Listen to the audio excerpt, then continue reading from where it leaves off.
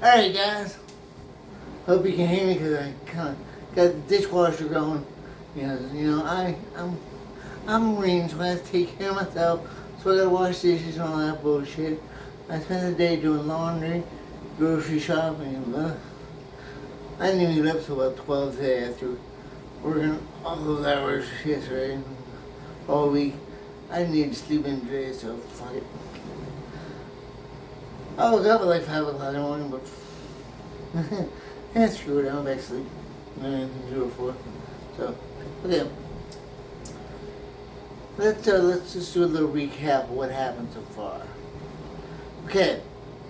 We know that I started in Erie, Pennsylvania. I was driving home from school, from IUP, back to Erie, and T-boned, and almost died. Had to be cut from the car out of the jaws of life.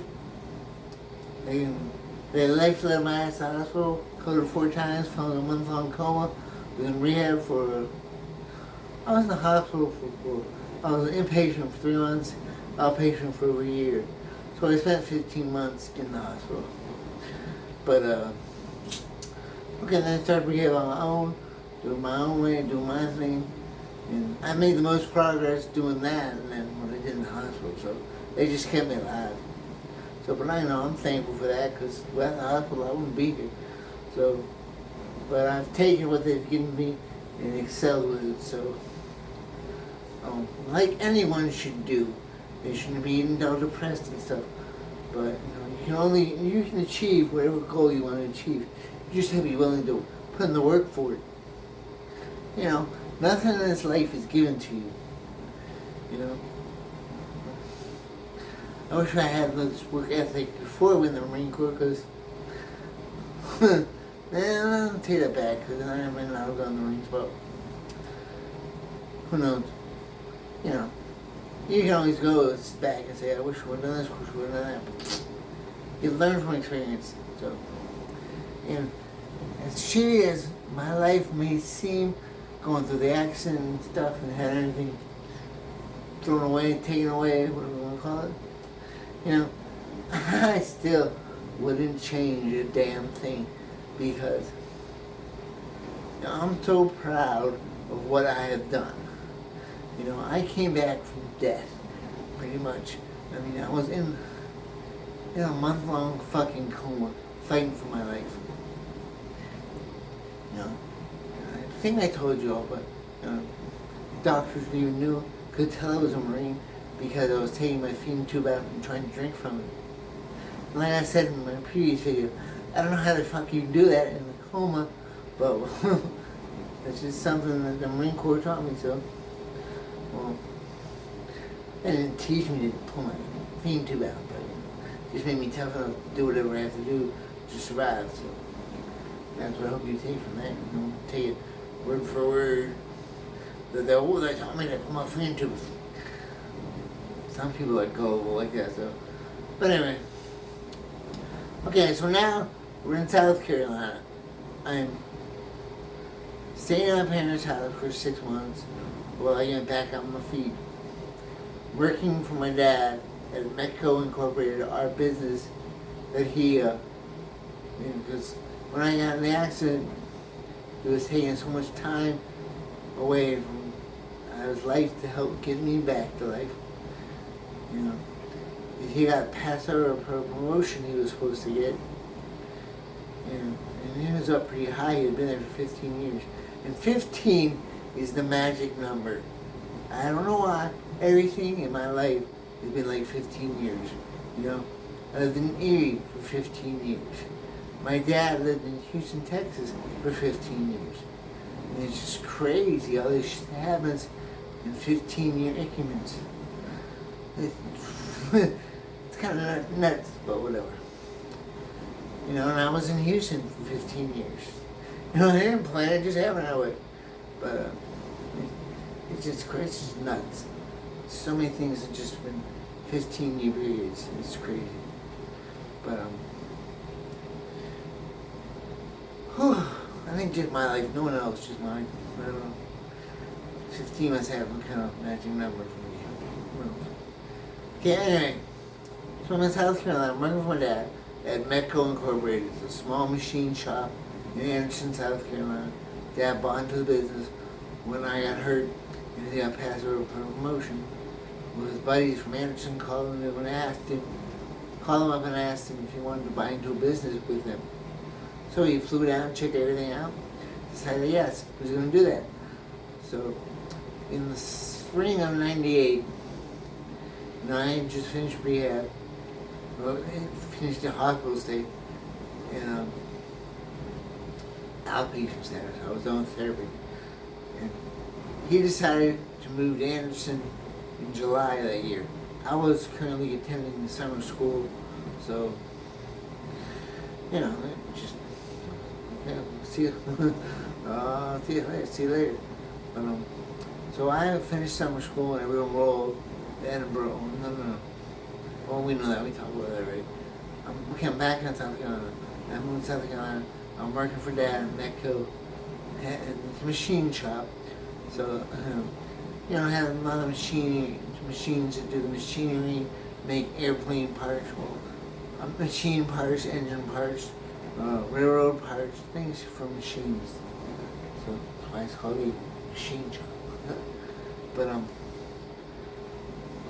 back then, all they had me do was just run the saw. So basically, I was in charge of cutting down these long ass rounds of steel, fiber, whatever you want to call them. Cut them into little pieces, and then before I took the pieces and send them off to the machine shop, so they could be made into whatever part they were made into. So I did that for 2.5 years. And while I did that, Dad had me get a second job on the weekends working at Red Lobster as a host. So, and plus, I was on disability. And I wasn't making that much, So it didn't matter, I was bankrolling the system right over there. We didn't know the rules back then, so we'll get back to that later. And so I'm doing that for 2.5 years. Finally, in the first 6 months, I moved into an apartment. That was a little.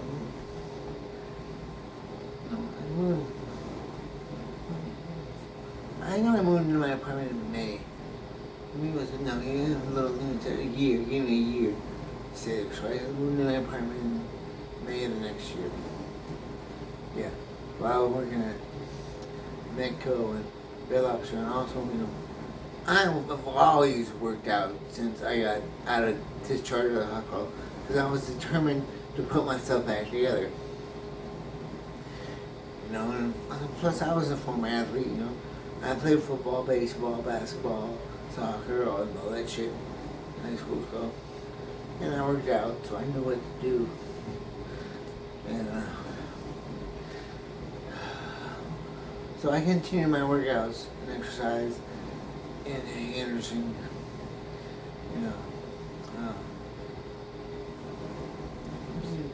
working on basic stuff. I can't remember exactly what it was, but probably just some light push-ups, leg press, stuff like that to strengthen my body. Well, back then, I was pretty weak still on the left side, because my left side was the impaired side. So I was doing everything unilaterally. Whatever I did on my left arm, I do the same on the right arm. Because I wanted to reestablish the symmetry that I had in my body. I don't want to be huge on the side and tiny on the side. like a retarded Hulk or something. No, we didn't want that. So, and plus, I'd practice. I always call it practice running, because that was the goal. But I wasn't running yet or anywhere near that. I was just trying to walk. I'd walk around. My parents' neighborhood was in a hilly area, what they call Holly Creek in Anderson, South Carolina, off of 81. It's right across the street from McCants Middle School. That's where my brother Matthew went to. He was in middle school there. I went to, what the hell is that? Little elementary school called, it was way in the back. Oh, shit. I don't remember, my little elementary school was way behind the church. And because you understand, like, you come down the main road 81, it's like 7 miles from 85 before you get to my parents' neighborhood. Then further down the street when you go into downtown and stuff. But I mean, you don't care about that, so I'm gonna tell you that. I don't know. Talking to my ass. So, but yeah. So I'm there. I'm working 2 jobs, 2.5 years. I'm getting disabilities. I'm getting my college bills and stuff paid off. And then I don't know what it was called. It was not the Great Depression, but the financial crisis that hit in 2002. Yeah, well, the business wasn't doing that well because everyone was out of money in business, and so they had to have layoffs. And unfortunately, even though I'm the boss's son, I get fucking laid off. So I mean, because I was expendable. They did what they did, what they had to do, did what they could do to keep the business running. So, I mean, I wasn't a vital part of the production. So, bye-bye, Jeremy. Oh, but I can't let a lobster job. I don't do that until probably, I think it was August. Yeah. Well, it's kind of funny. Now, when I hired a lobster 2.5 years ago, manager there, Ronnie, loved me. She loved my story. Just she gave me a job right out of the bat. So, she's a host, but still, I was at the start of the show kind of thing because of what I had overcome, what I was trying to do. And I was still fighting, so. Then Ronnie left. She took a promotion to a district manager or something like that. And this new manager that came in had worked there previously and didn't like me because of the fact that I was disabled. So, and her name was Carolyn. She was a fucking bitch. Well, anyway, she would always, I always did, as a host, I'd always work the front smoking section, who was right there in the front, so I wouldn't have to walk that far. And that was like my job. So on the weekends, that was me. Well, Carolyn didn't do that. She made me fucking stand at the podium and take names all goddamn night, knowing that I had disabilities in my arm. I couldn't write that well. She didn't care. So after about a month or so of that, I got frustrated one night. And being the mischievous guy I am, and I'm not gonna let someone push me around and dig me over like that. So I carved Carolyn as a bitch into the podium. Well, later on that night, about an hour later, she came up to talk to me. And she looked down and saw it, and all she did was turn around and point to the door. I was like, see ya, I'm out of here. So I didn't care about anything. And so then I had been speaking to this girl who lived in Houston, Texas. And supposedly she owned a restaurant and was a bartender and manager. So we got closer and closer, and I found out that she was catfishing my ass. So I didn't talk to her for a couple of days, and then my empathy got me because I'm not in very good shape. I'm not all-star catch off the bass or anything like that. I'm disabled. Fighting for my life, so. And she turned out to be a little overweight. She was a single mom. She was divorced, and she had been married to a guy in the army. Her second marriage. Her first marriage, the guy was an asshole. He was her child's father. This is the crazy part. The dude lived in the same city cheated. But whatever.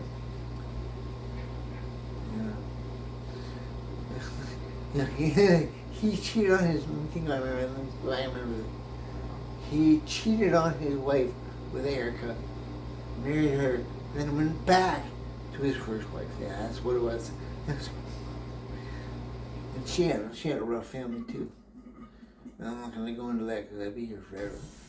But so after a couple of days, my empathy got me, and I was like, yeah, okay, I'll give her a chance, give her a shot.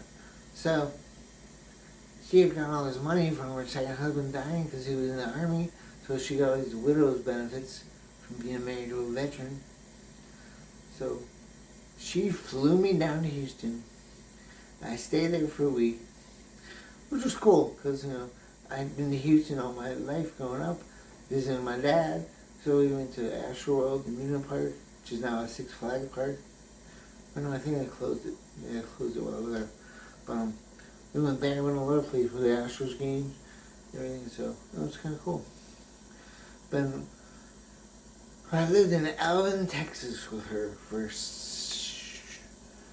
2002 to the end of 2002 to the beginning of 2010. So a little over 7 years. But while I was there, I got her to go to school with me. We both enrolled at Alvin Community College. And I ended up finishing my associate's degree with the honors at Phi Theta Kappa. I graduated by a 3.5, 3.6. She got magna cum laude or something. She was really smart. She ended up going to the University of Houston, Clear Lake, getting a bachelor's degree, becoming a teacher. So that's not her on the right path. But yeah, it didn't end well.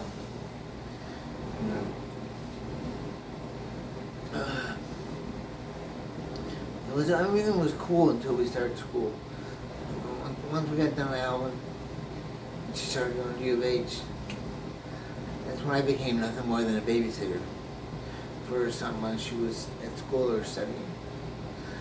So, being in 2010, I said, the hell with this, I'm out of here, bye-bye. Now, I had been working at the YMCA for the past 5 years, because in 2005, I started working at the Y, for the fitness staff. Here I am, all fucked up, still disabled, and became walk right, and I'm like, yeah, I'm gonna be a fitness staff person. And I just kept working out, rehabilitating myself, and I finally got to the point where I became a YMCA personal trainer. With a little bit more of a pay increase, just when I was training, but health. I'll go because in 2003, Social Security came back and said, oh, wait, you made this much money, you're no longer disabled. I was like, what the fuck? Yeah, their limit was like $25,000, and I made like $26,000, so they deemed me not disabled anymore because I was able to make more than they allowed, which is a bunch of bullshit if you ever ask me. And then, gets even better. I get this fucking lawyer, right? And instead of fighting my case, my appealing it, whatever you have to do, she just applies for a new case. So when I get awarded all this back pay and stuff, they say, oh, hold on, you still owe the government $26,000 or some shit. So I ended up getting like, I think it was $4,000 to cover like 5 years or something like that. It's crazy. 2000, I lost them. I didn't really benefit. I lost them. I moved down there in October 2002. I lost my benefits in probably like May of 2003, and they didn't send me a letter and they just stopped coming. I was getting disability payments every month. This homie just stopped coming. So, but I got him back in 2008. It took, I think it took 5 years to get him back. We had to get that gay-ass lawyer and fight to it. But whatever. All she cared about was she was going to get a flat fee whether I won the case or lost the case. So she didn't give a fuck. So, I figured, once I got my benefits back, I was like, screw this, I'm doing whatever I can do to get the fuck off of disability and get back to life, get an income going again, and start making my own way. So, like I said, in 2005 I started working at the YMCA. In 2010 I told Erica, see you later, moved out. Now I had made a friend at the YMCA. I started working with this gentleman, Dr. Raju Hazari. He was a chemical engineer at ExxonMobil, which was in Houston. Him and his wife were both chemical engineers, and they were loaded. But Raj had come down with MS, and he was now wheelchair bound. And he would come to the Y, and being in a wheelchair and having MS, you don't really, it takes a while to do stuff. You get the machines, things like that. So I would always assist him on the floor, getting in the machines, getting out, whatever. I mean, he would be there for a couple hours for a whole shift, so it was a good way to pass time. But we became pretty good friends because I told him my story, and he told me his story. And eventually he had me become his personal trainer, where I would come in and I'd come over to his house 3 times a week, try to make him stronger. Well, that was going pretty well. So eventually I became his personal trainer / personal assistant, and it was a 5 day a week job. So I was making some good money doing that. I was having a large job and giving him extra income. And it was going great until Roger passed away. I'll never forget this either. It was I think a Thursday. He had come into the Y, done his routine, whatever. And I said, okay, I'll see you tomorrow morning. I'll be there at 8 o'clock. Start our regular session. No, that's later on, No. I went to his house. We did our sessions at the house. And he had this, the man was an engineer. So he had every kind of contraption you could think of. And he had this stander where he'd have you put him in it, he'd stand there, he'd just, just stretching the legs out, because of all the sclerosis, it tracks your muscle. So he would be in that stander for hours, doing crossword puzzles, or watching TV until the rest of his family got home. Well, this one day, I'm there, and we get done with our session. He had me put him in the stander. And I do that, put him in the stander. I say, okay, but don't you get out until someone gets home to help you get out. Well, him being a stubborn ass, like most of us are, he tried to get out by himself. And he fell down and broke his wrist. And his 2 sons, who were teenagers at the time, and his wife, weren't strong enough to maneuver him around like I could. So he checked himself into a rehab facility right up the road. And we started doing our sessions there. I'd go to the rehab center because he wasn't getting that much therapy. He was getting like 2 hours a day or something like that. Fucking bug. Damn, there's a bug in my house. I think it's a mosquito or some shit. Kill it. But so he went into that thing for a month or 2. He was there, so I would just go over there and do our sessions. Well, when he finally got discharged, he, being the stubborn ass he was, he came to the Y the day he got discharged. So he came in, he didn't do that much, but he did, a good workout. So I remember saying, okay, I'll see you tomorrow morning. It was a Thursday. I said, I'll see you tomorrow morning. I'll be there at 9 o'clock in the morning. and I watched him leave the Y. And that was the last time I ever saw him. Because that night I get a call from his wife that he had a heart attack in his sleep because he had a blood clot in his lung and passed away. And that kind of sucks because Roger was a good friend of mine. And, he had told me about the physical therapy assistant program at San Jacinto College, which was on the road. So he had me apply there. Well, I did. I made the first round of cuts, but I didn't make the second round of cuts, so I didn't make it into that program. Well, I only did one.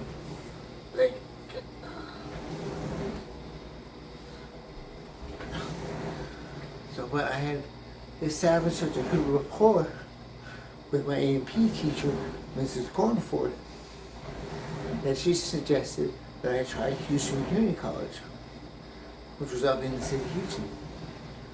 So I was like, okay, what the hell? Took a year off to school, found out what prerequisites I needed for that program, got them all done, and applied for that program. No. Sorry, rewind. So, that was San Jack.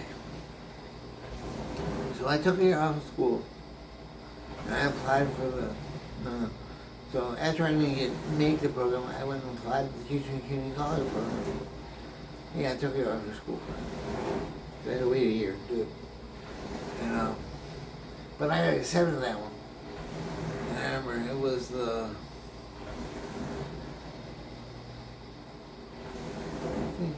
cares? It was back then around 2010, someplace in there. When I accepted the Houston Community College program for physical therapy assistants. Now, that program, they tell me the first semester is 5 classes alone, which is really like 6 classes because you have A&P, which is lecture and lab. So it's like 6 classes. So I'm told, I went and talked to the director before school even started, before the semester started.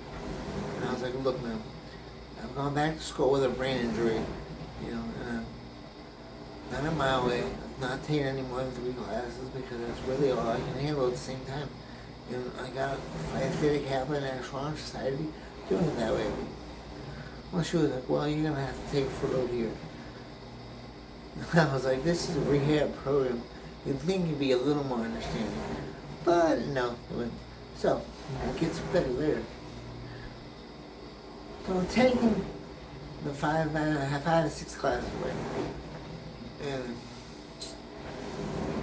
I have rules. Like, there are no D's. You either have a 75 and above, or you fail. So I'm keeping all my grades over 75 all the way until the drop deadline in November. Then my A&P grade finally slips below 75. And they're like, oh, okay. Now since your A&P grade slipped, you concentrate on that one and 2 other classes. You just concentrate on those 3, drop the other 2, and you'll be on a 3-year program. And I'm like, what the fuck? So what I asked you about at the beginning of the semester. I told you this was going to happen. But they didn't care. They just wanted all money, so. So I said, okay, to drop the 2 courses, pass to go. And then pass A&P, I passed the other 2. So I got a 74.36 in anatomy and physiology. And they wouldn't give it to me. 14/10, so a point away from passing. So, I dropped that course and another course. And I passed the other ones.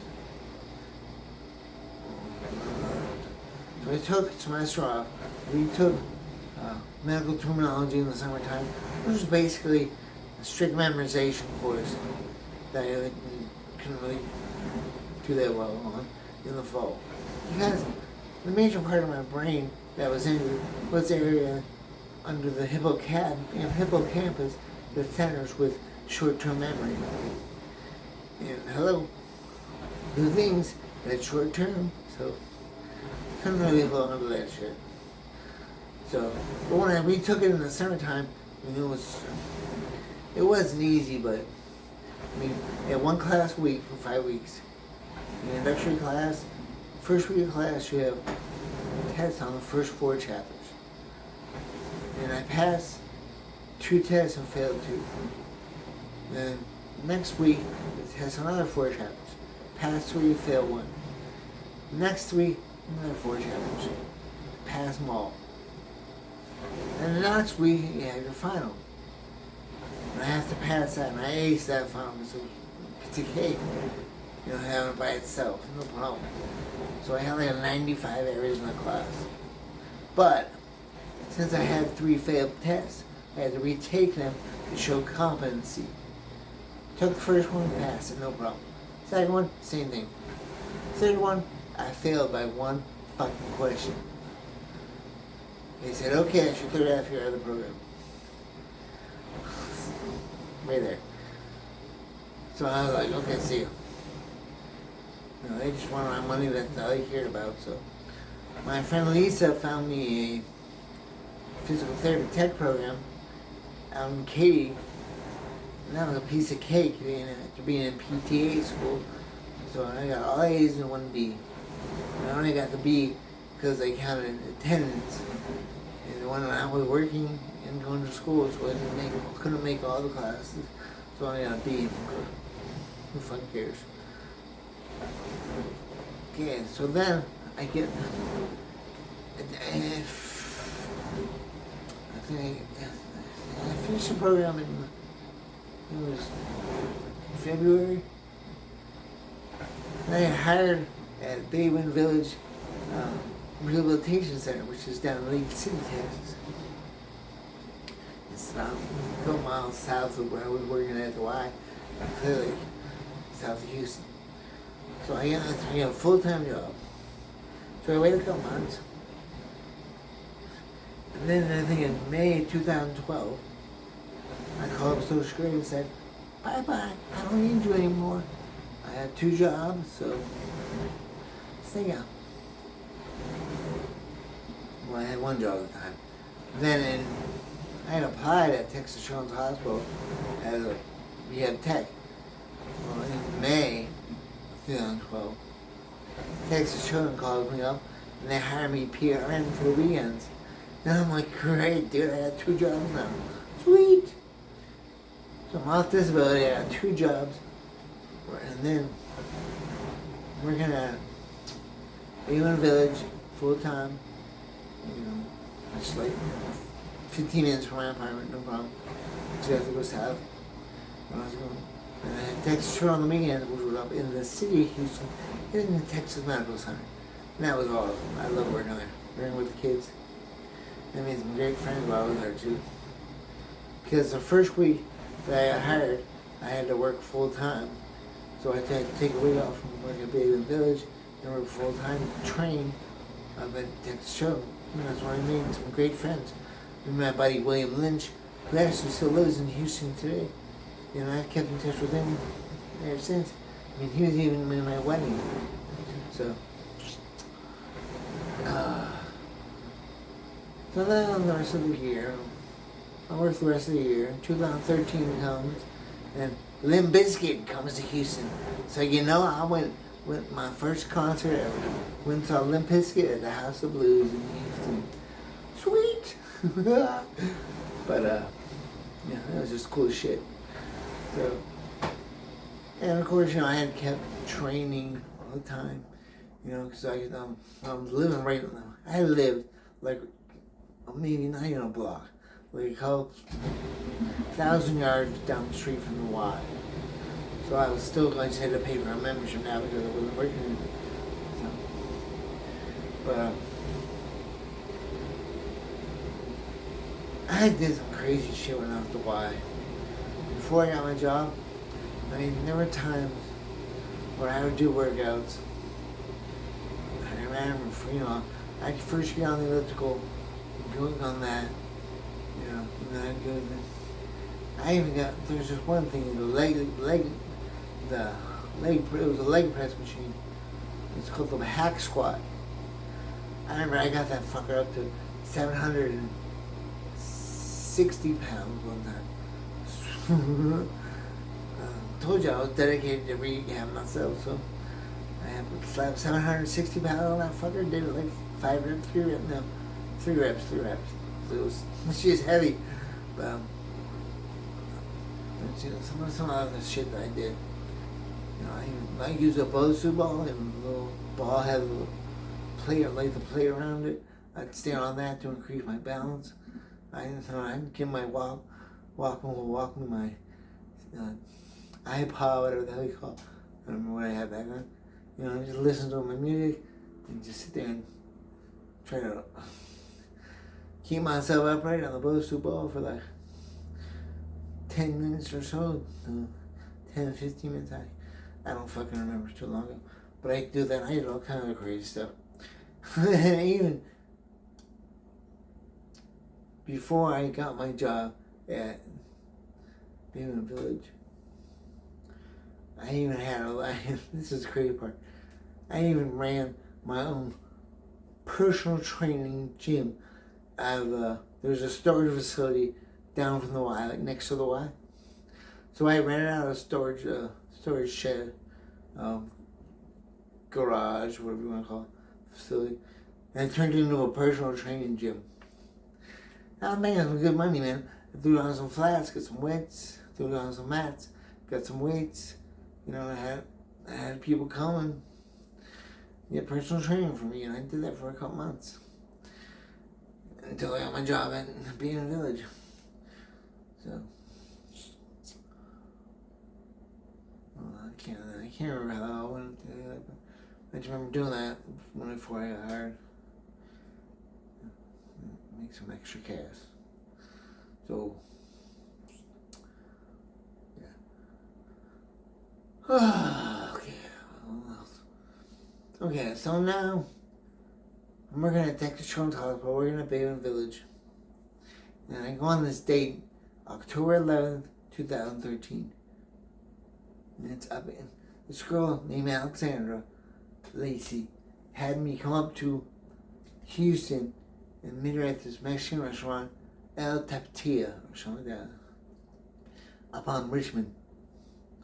And we had our first date there. I remember I just got off work, and it was a Friday. It was during football season, so I had my Dallas Cowboys jersey on, because we could wear jerseys on Friday. So I'm there. Got my scrub pants on, my jersey, waiting for her in the entrance. And she came in and we talked all fucking night. And then she's like, I'll go back to your place with you. I'm like, okay, cool. So I'm back in my apartment, which was down, the half hour south of Houston. And then we spent our first night together, and it was awesome. And then, the best thing about it was October 11th. 10 was her lucky number. 11 was mine. Just the fact that it was 2013 kind of, put a curse on it. And we had a great relationship. And then, I think oh yeah. How'd this go? Oh yeah, I moved, okay. I'm still working in the Beaman Village in Texas Children. And then, at the end of 2013, and we find out that, it was 2014, end of 2014, 14 or 13. Well, we find out that the therapy company I worked for lost the contract, and the new therapy company that they hired to come and replace us didn't have any techs. So I was shit out of luck, I have a job. So I found myself a position up at Central Market, which was smack in the middle of Houston, off Richmond Avenue. It was like a high-end grocery store. The Astros players would come shop there and shit. I remember I got to meet Jeff Bagwell, which was fucking awesome. He was my hero growing up, the old first baseman for the Astros. I sold him some shrimp, baby. Woo! Got to meet Jeff Bagwell, talked to him. It was awesome. Should have had an autograph or something, but I didn't think anything because I had around with a dead fish. But that was cool. But then I ended up, MD Anderson called me up. They hired me on January 15th, January 20th, 2015. So I'm like, dude, this is awesome. So I started working as a full-time tech in their physical therapy department. And MD Anderson is like a little fucking city. I mean, it was so huge. I didn't walk that fast back then. So the first month or so was a little hard on me, but I made it through. I figured out how to do it. I learned my way around the hospital. Used my Marine Corps navigational skills. Found some secret passages and shit like that. Shortcuts, stuff like that. And I figured out how to get around the hospital, so it's kind of cool.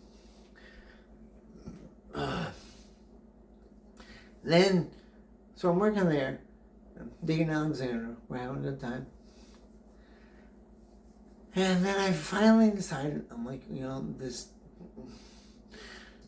distance I'm traveling every day for work is kind of ridiculous because I have to go on I-45 in Houston or 288, whatever, to take up into Houston to MD Anderson. So I decided to move, once my lease was up, to move closer up into the city.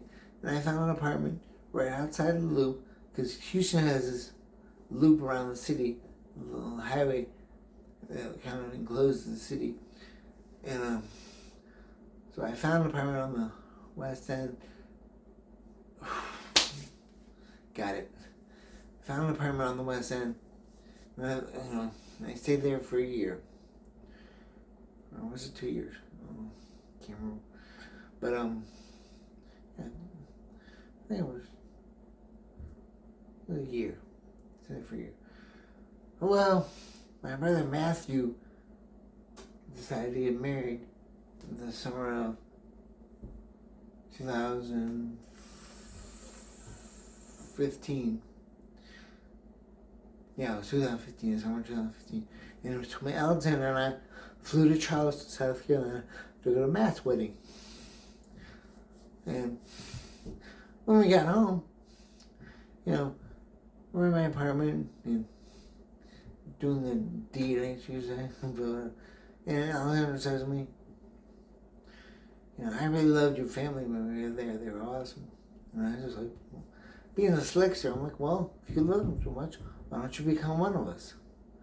And she's like, well, why don't you ask me? So lo and behold, I get down on one knee, ask her to marry me. I didn't have a ring or anything, but so that's when she said yes, and we started planning our wedding. I asked her in the summer of 2015. We picked the date. It would be. She said she always wanted to be married before she was 35. She was 34 at the time. And I was 40, I think, yeah. I was 6 years older then. Yeah, I was 40. And we started planning our wedding for April 9th, 2016. Because her birthday was April 10th, and she wanted to be married before she was 35. And she made it by one day. So, that was kind of cool. And then we had our wedding in New Orleans, which was so nice. That was so cool. Of course, my brothers, took me to Bourbon Street for my wedding night, because I never had a bachelor party, so they made it at my bachelor party. Oh, that was crazy. Fun times with my brothers. But, then we got married on April 9th, 2016 in New Orleans at the St. Thomas Aquinas, not my dad's name. No, it was like something. It was a Catholic church, huge Catholic, beautiful church in Louisiana. And then we flew to we had to drive home, and then flew out of Houston for our honeymoon in Playa del Carmen, Playa Playa del Carmen, Mexico. That was fun. We had a cool, like, just married, sweet. I had pictures from that though. So, but then we came home. Everything turned normal. Kept working, and then the beginning of January 2000. Shit, I've been on for 45 minutes. Damn. Long. I guess maybe I should start the next tape there because it's kind of long. Okay, so I've come to Houston. I've got married. I've got a disability. You know, I got two good jobs. Things are looking up. Really looking up. Alexandra and I have a great apartment just inside the Loop in Houston. You know, and I'm working in the medical center at 2 major Houston hospitals. So life is good. You know what I'm saying? I've got disability. I've done right. I said when I wanted to go, and I went to Houston. I was gonna find a girlfriend, get married. 2, get off disability, get a job, good job in healthcare, and I achieved everything I wanted to do. So I was feeling pretty confident then. So we'll pick it up from there. Next section, next edition, whatever you want to call it. But yeah, so woohoo! I was on top of the world, baby. I got married, had a good job, doing great. Okay, talk to you later.